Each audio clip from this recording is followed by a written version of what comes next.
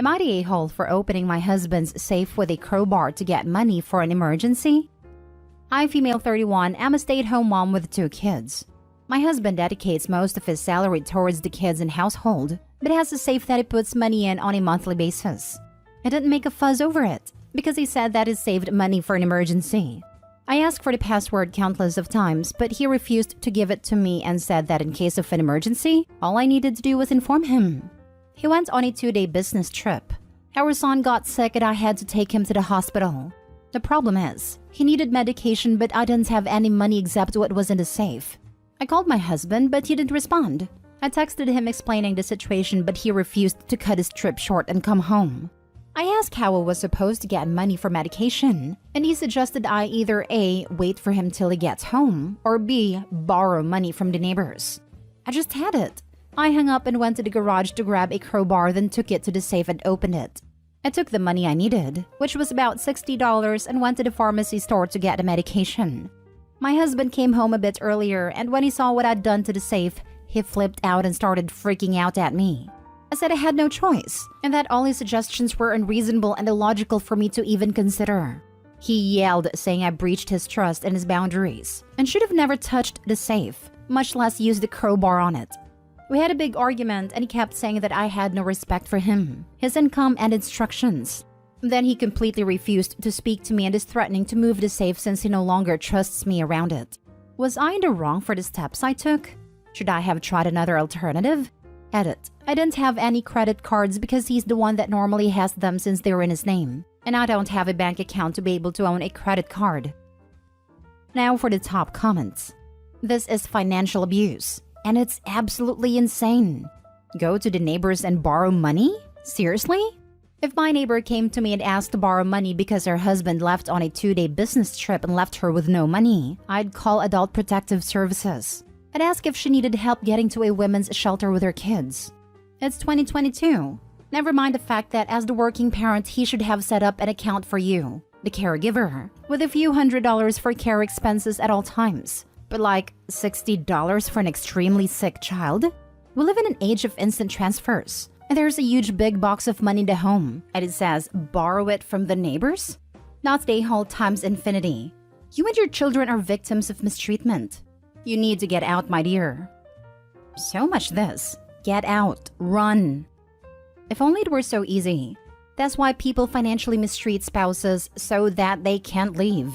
OP couldn't even get her hands on $60 for kids' medicine without taking drastic measures. How is she supposed to just leave the house? I would assume she's socially isolated, especially since she didn't have friends/family she could call for help either. And she might even be in a rural area, without access to services like a women's shelter. I'm not saying she shouldn't start planning and squirreling away what she can, but just saying run for the hills isn't exactly helpful in these scenarios. She should absolutely start hiding away money whenever she can, and make copies of all important documents as well. Frankly, her best bet would have been to clear out that safe entirely and run with it. But she definitely needs to start making a plan to become independent of her husband, because he's controlling and that is dangerous. Not the a-hole. You do realize that the fact that he cares more about money and this supposed breach of trust than your son's health is highly concerning, right? This behavior is not normal.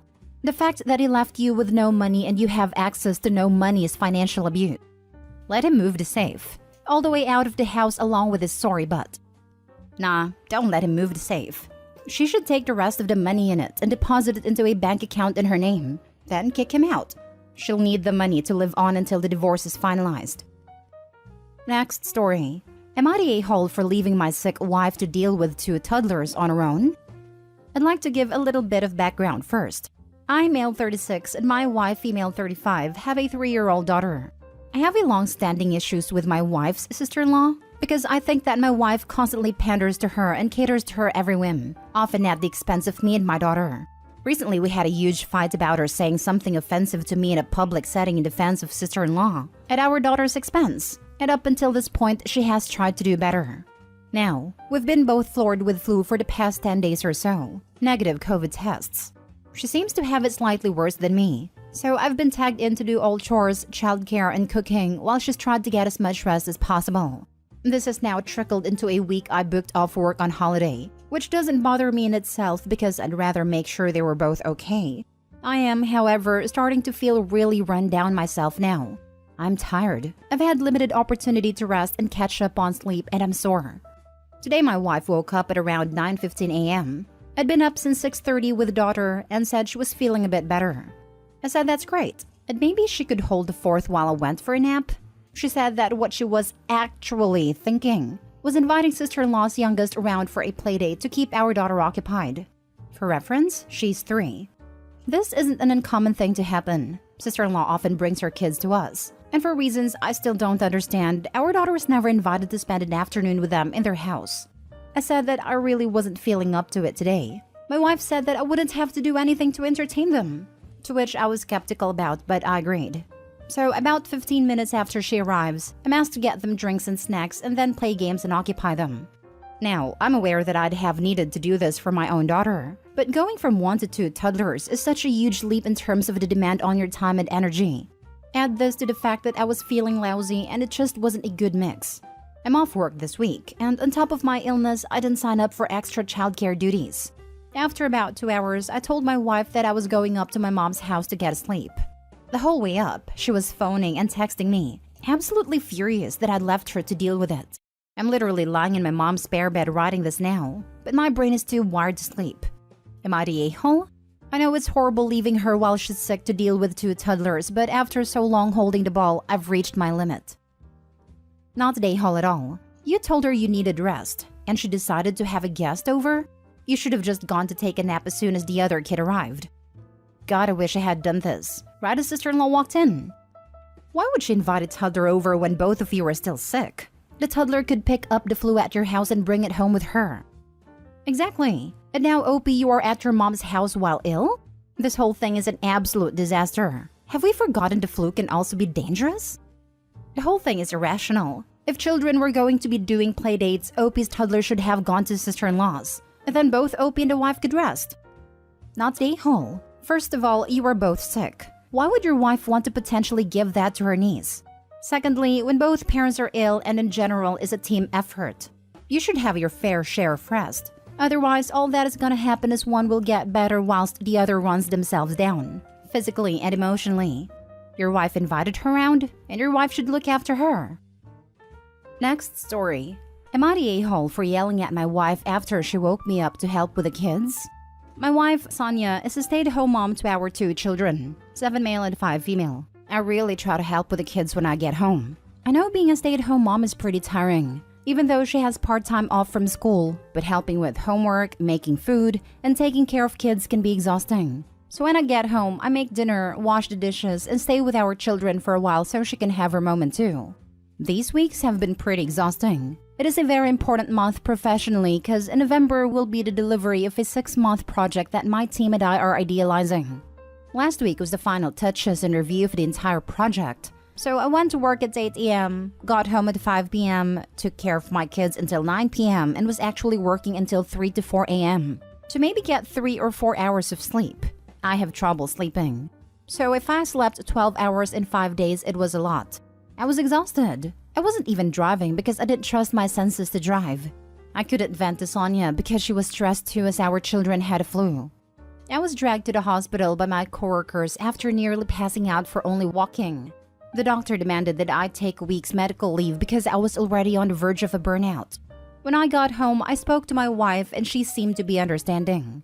I asked her to give me a day off from everything as I would try to get as much sleep as possible that night to come back better. She said fine.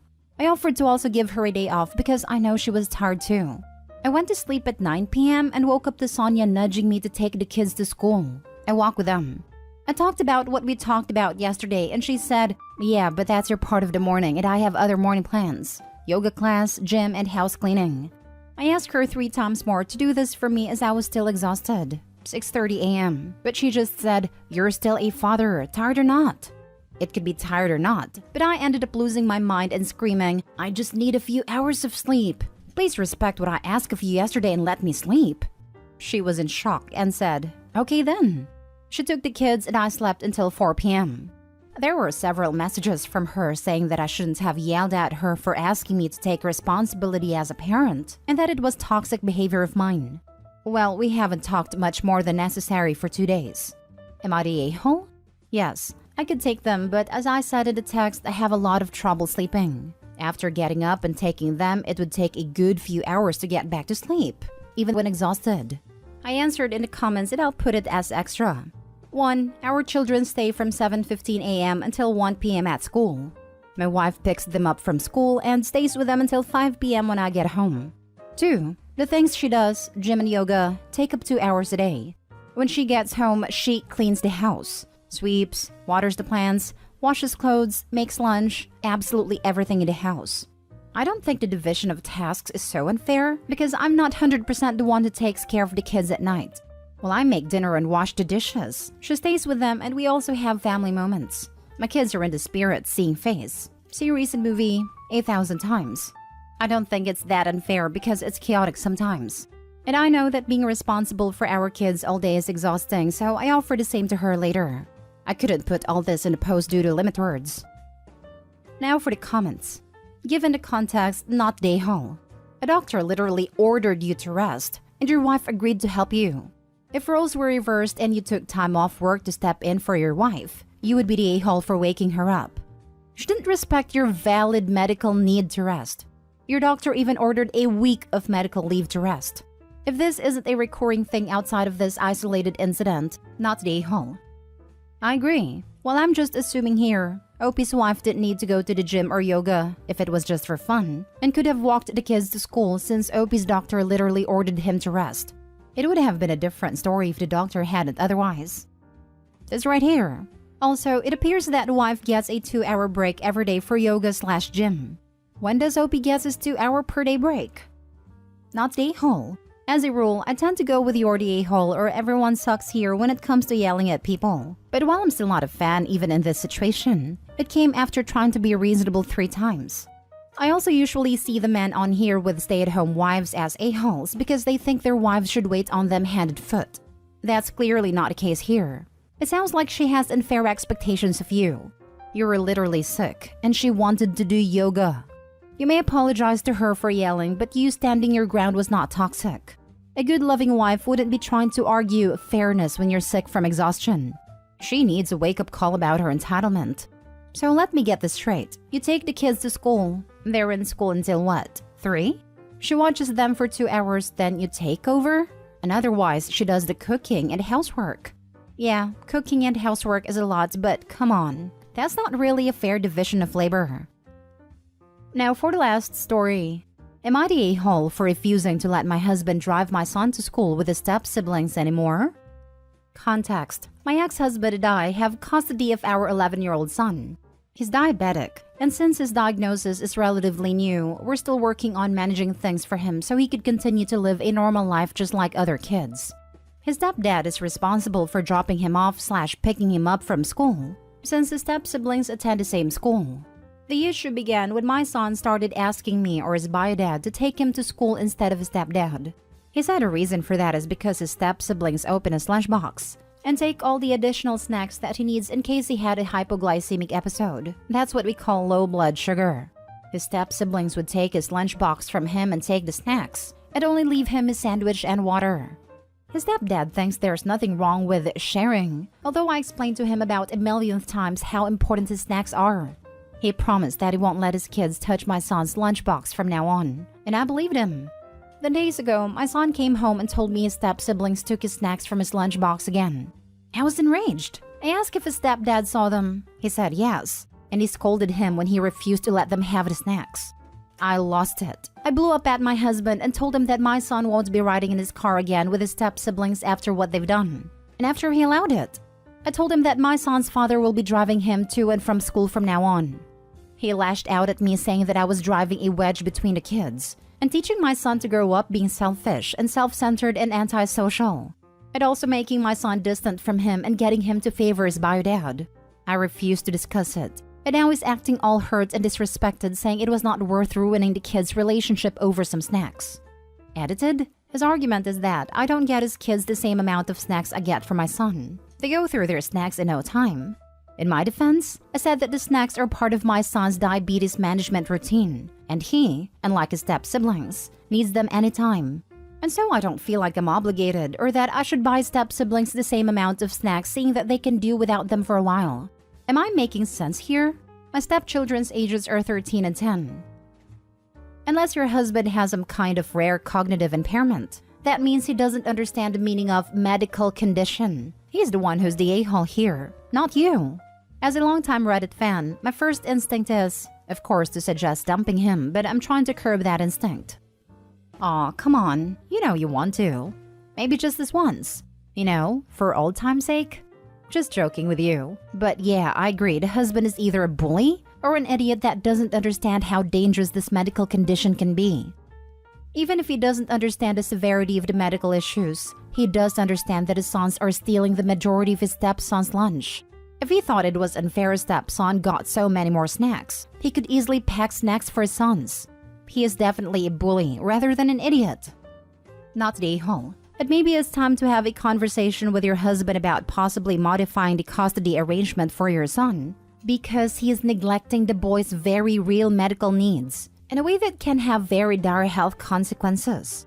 Also, taking all of something is not sharing. Modify the custody arrangements? How about modifying the marriage arrangements?